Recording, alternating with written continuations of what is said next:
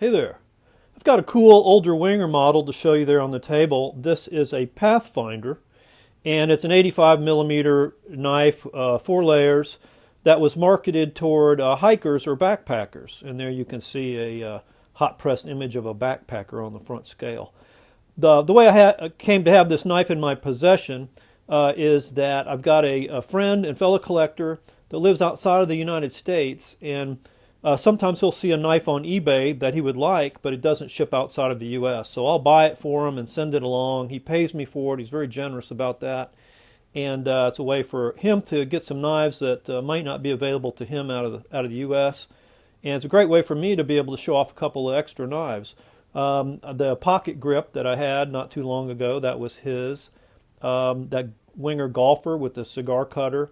The British Army knife that I recently showed on the channel was also his. So it's a good opportunity to have some new knives to show on the channel, and I want to thank him for that.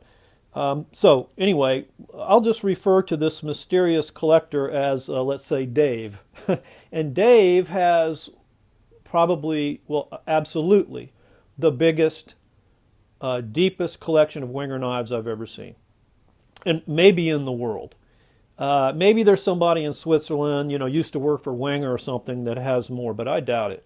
He has every classic model and vintage rarities that just make your jaw drop. So he's got a fantastic collection, and I'm really happy to help him in a little way, if I can build it.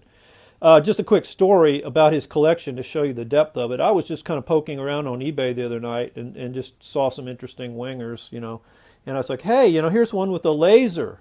Do you have that one? Yeah. I was corresponding with him back and forth. And I said, oh, okay. Oh, hey, look, here's one with a retractable pointer. The director is pretty rare. You got that one? Yeah. I said, oh, okay, here's one with a whistle. Yeah, I've got a couple of those. So I said, oh, okay. Hey, here's one with a compass. And he said, I actually don't have that one yet. So I'll show you that tool here in a minute, but that's one of the things that makes this different. So back to this knife anyway. Again, this is the Pathfinder. It was also known as the Classic 12. I guess that's how it was sold in Europe. It didn't have any image on the front. And then later as the Backpacker 12. That in 2008 they started putting an image of a boot sole on there, calling it the Backpacker 12. So this would be before 2008. I don't know when they started with the Pathfinder, with the backpacker on the front, but that's at least a 10-year-old knife. Later, there was also one with the Evo scales, those contoured evolution scales. They started off in 2009.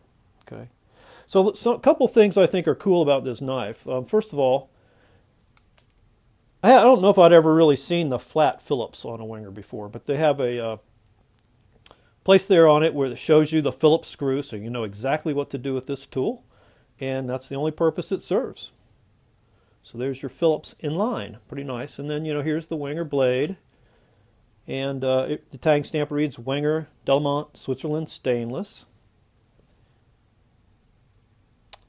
And blank on the other side. This model also has a wood saw, which would be a very handy tool for someone in the woods, hiking or backpacking. I'm going to skip over a tool here just for a second. Opening layer has the can opener. Now, people don't really backpack with cans anymore, but I guess if you were day hiking, you might have a tin of something special you wanted to open.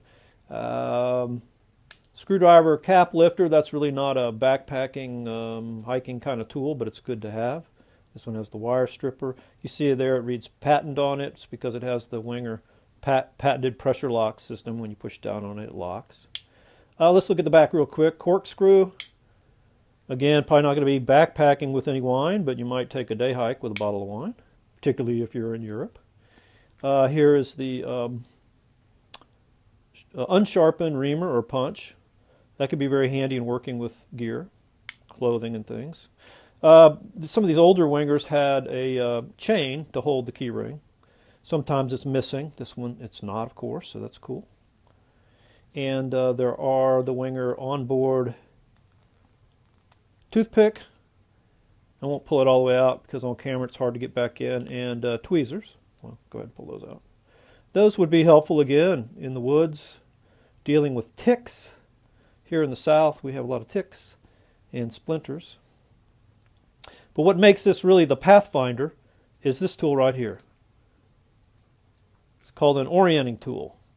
And as you can see there, it's got a liquid-filled compass and a scale in both inches and centimeters. Now, you know, compass is for navigation, obviously. The scale would be to help find distances on a map. Straight edges help for, you know, line of sight or, you know, intended travel line. So very, very handy. And I wanted to test something here real quickly. I have a very nice compass here, my own compass. And we're going to see if we can focus up here. And we're going to put Red Fred in the shed there. Lay it on the table. Okay, so there's magnetic north, more or less. And the, I don't know if we can see this, but the Wenger compass is pretty much pointing the same direction. And of course, you know, if you rotate the compass, the needle stays. It's basically pointing just there to the right. And let's check out the Wenger. I'll try to hold it real level.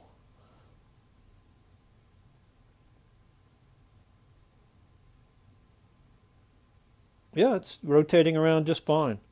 So it's a nice little compass. I don't know if I would try to, you know, just rely on this to find my way out of the deep woods, but heck, it's better than nothing, you know, it's a start. A couple other cool things about this knife I wanted to mention are these prints and engravings. Of course, here on the back you can see someone's initials have been etched in the back. These are not just hot pressed on, they're actually kind of etched in there and colored. You know, otherwise you can maybe lightly sand those off. We don't know who EAP was, but he was probably the person that obviously bought this knife new, and he probably bought it as a souvenir in Switzerland, because also over here you've got this hot press or imprint of the Lion of Lucerne. This is a very famous carving in a granite cliff wall in Lucerne of a dying lion. It's at the end of this pond. I'll put a couple pictures in here in just a second. Well, let me do it right now.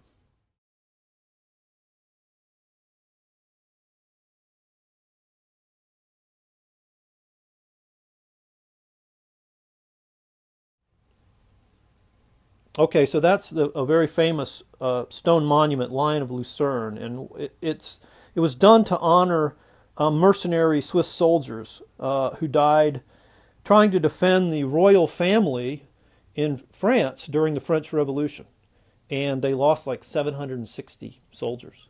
And so if you really can't tell too much from this imprint here, but from the pictures I just showed, you can see that that's a dying lion laying on a shield with the Swiss cross.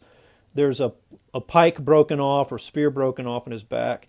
It's just an amazing statue or carving. It's very poignant. Hope one day to be able to see it in person. Okay, so that's I think that's everything I had to tell you about this knife. Really pretty cool.